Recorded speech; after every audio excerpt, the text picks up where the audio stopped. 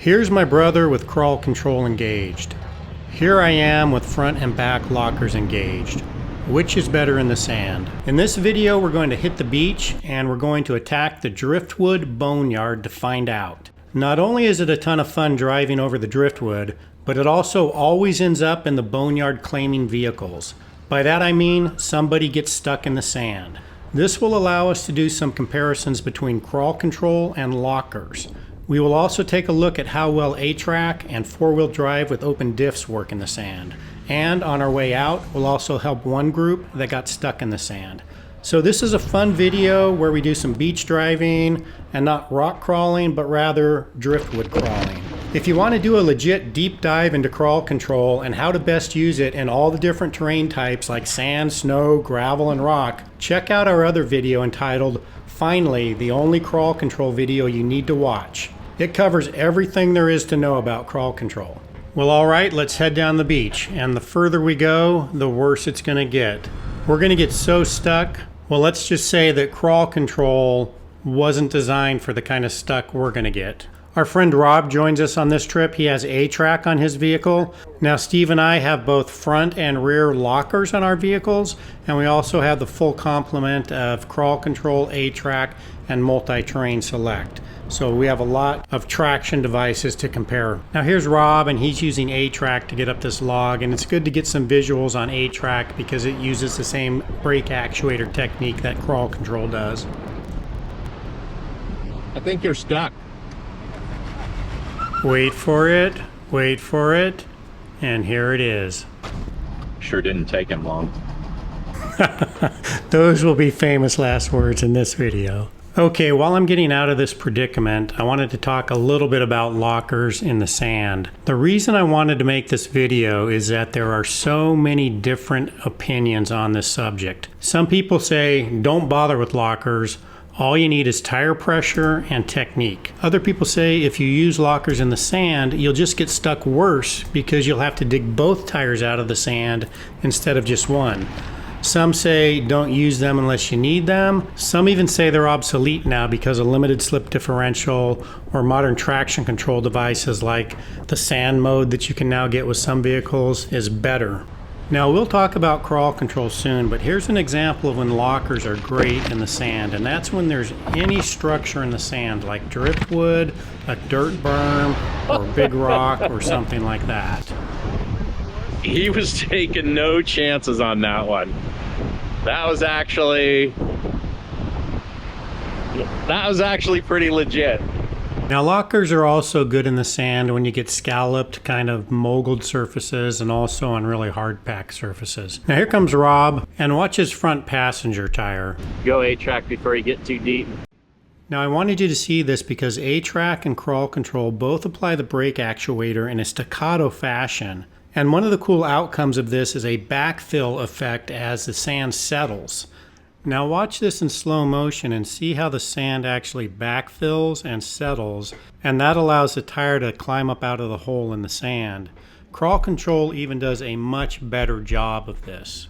One of the reasons that it does a better job is that crawl control seeks to maintain a constant speed. So crawl control uses sensors to monitor traction speed and braking at each tire, and it automatically takes power from the wheels that don't have traction and it sends power to the other wheels. Crawl control does this automatically while maintaining a constant speed. This constant speed concept is a major differentiator between A-Track and crawl control. You see that beechwood go right out in front of me?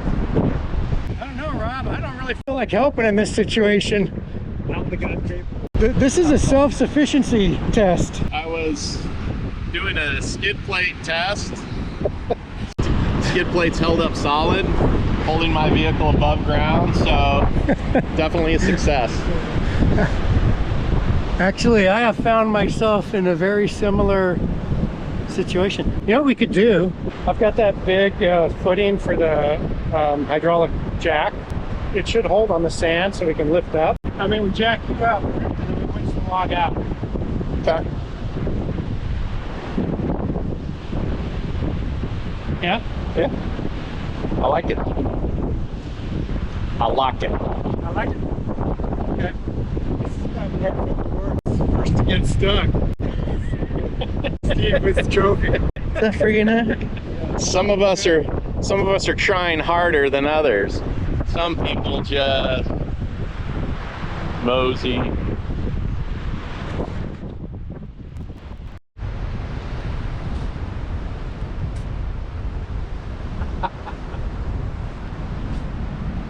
at that spot. This is a perfect demonstration of John's capability versus mine. Yeah, there's some sand right there.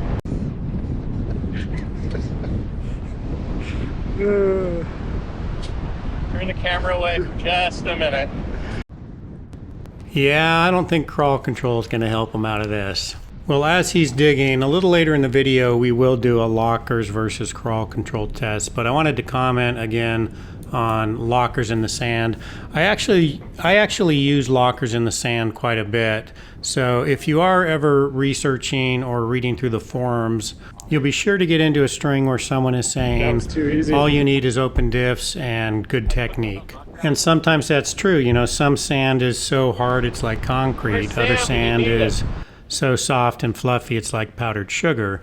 So my point is, it always depends. I was recently reading one of those strings, and as I got through it, the person revealed that their vehicle was a Suzuki Sierra. Well, I looked up the curb weight on that vehicle, and it was 1,896 pounds. That's half the weight of my 5th gen 4Runner. Actually, less than half. So, you know, of course, that Suzuki is going to be a phenomenal sand vehicle. So yeah, it always depends. It depends on the vehicle weight, the type of tires you have, the tire pressure you can run, the type of sand you're on, the type of four-wheel drive system you have, the type of traction control system you have. Do you have A-Track, MTS, sand mode, or some other modern traction control device? Let's do a crawl control test now, getting you out of there. It also depends on the type of differentials you have. Do you have true open differentials or limited slip? So there are a lot of variables to take into account, and there's no one answer that fits every situation. All right, let's see Steve crawl control out of here.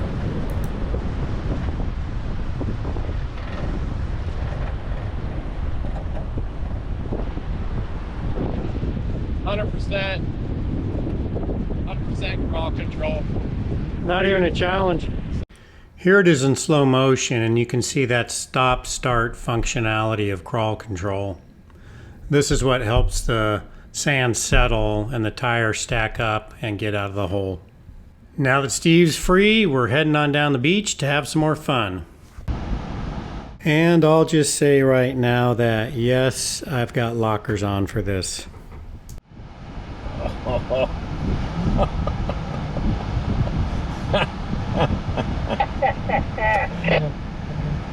I got it all on the film. You should have seen that cutoff round roll, like that was being pulled under your vehicle. Your vehicle rolled on it like a wheel to the right.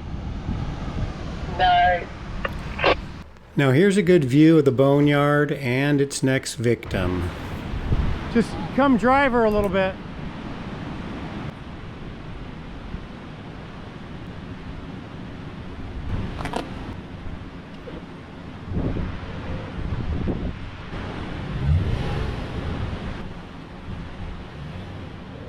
Your line was perfect. Your first line was perfect. You said go drive. I meant from where you were, like just turn driver. Oh, gas tank skid. Yeah, exactly that. You're just flat on it. That wheel's in the air. That one's in the air. This is one of those where you just look at it and it's like, how did that happen? Because it seemed like he was just going right over it. But the boneyard only claims the most deserving. Now, because I'm the helpful brother, I tried to convince Steve that if we all got the shovels out, we could fill his vehicle with sand. That would add ballast, which in turn would give him traction to get out of there. Holy John! The skid plate's over the log. Yeah, but the skid plate's resting on it too. So look, It's resting on it. It'll slide right off. Hey, is this where I use a kinetic rope? Well, we could just jack it up and put something under this tire and put a log under that tire right there. Get that fancy jack out, lift it, put a big stump, put this log under the tire. Well, if we can't fill it up with sand, which was a genius idea, by the way, we might as well break out the old hydraulic jack and do it the conventional way. And that hydraulic jack has saved our bacon more times and paid for itself in reduced dental bills. By that I mean none of us have gotten a farm jack handle to the face, which is sure to happen in our group. Anyways, all kidding aside, the plan here is to get the tire up on the max track so the tire will go up over the log. We're going to have to assist that with a kinetic pull. Teamwork. And the reason we're doing all this is the differential is actually stuck on the log. All right, Rob's going to do the honors here with the kinetic pull. Nice. Okay, in this next sequence, I'm going to use both open diffs and lockers. I approach with open diffs, and you can see I get dug in. Sand's flying everywhere. Biting into the log. Probably go driver. Okay, at this point, I have both lockers engaged. You can see both front tires spinning. I'm going to grab. It kicks me driver's side. And that is one of the disadvantages of lockers. They can toss you around a little bit. Anyways, I'm going to stop here for a second and then disengage lockers, and I want to see what open diffs will do. And you can see I'm just going to spin, and I'm purposely digging in just a little bit because I want to re-engage lockers and see if I can get myself extracted from the holes I'm digging. And as Steve comes around the car with the camera, here's a pro tip. If you ever do this, don't forget to roll up your window. Okay, I'm going to engage locker. Engage locker. Just the front locker.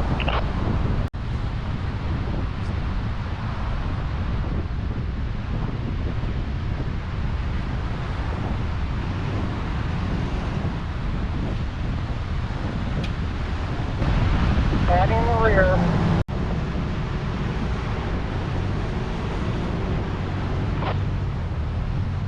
So this is some pretty loose stuff, some really loose sand, and as you can see, lockers, well, front and rear lockers are getting me out of it without much problem at all. And now here's a straight up shootout between crawl control and lockers. We dug in and just let this thing try and climb itself out. Here we are showing you just how deep in we are. This is the rear side of the vehicle that you can't see from the camera angle from this side. So this thing just sat here for a while, and sometimes you have to give crawl control time to do its backfill thing, which it did. It backfilled and suddenly it just popped up and actually surprised me a little bit. Did a great job. So I decided I'd back right back into the same holes and see what dual lockers would do. So we got it settled back into those same holes and made sure it was in there nice and deep. Engaged both lockers, and I just went real slow and no problem at all. It drove right out. No replacement for dual lockers. So on our way out, we passed this vehicle that was stuck and we decided to give them a hand. And while we're watching this footage, I'll just sum up some conclusions. I have to say I really like lockers, but it all comes down to this. You don't really need them on the sand. It really depends on your driving style and the type of things that you like to do. You know, we do not have rock crawling vehicles, but we like to try advanced trails for the overland vehicles that we have. So that being the case, having dual lockers is important to us. If that's not the type of trails that you like to do, you do not need to have lockers, but there are some limitations to having traction control systems that rely on brake actuators. Those limitations in particular are the fact that they are designed for short-term use. That's because they can overheat. The brake systems can overheat, even transmissions can overheat. So they're designed to get you unstuck from a situation, or they are designed to get you through a very short obstacle. If you want to do longer obstacles or more technical obstacles, then lockers are for you. As far as lockers versus crawl control, with my particular vehicle configuration, so far I've not been in a situation where crawl control outperformed lockers. But I could see a situation in super soft sand where that backfill effect would make the difference. I probably would have taken me at most 2 pulls. But you know, he tried his best. So. Well, that's it, guys. It's all good fun. Thanks for watching.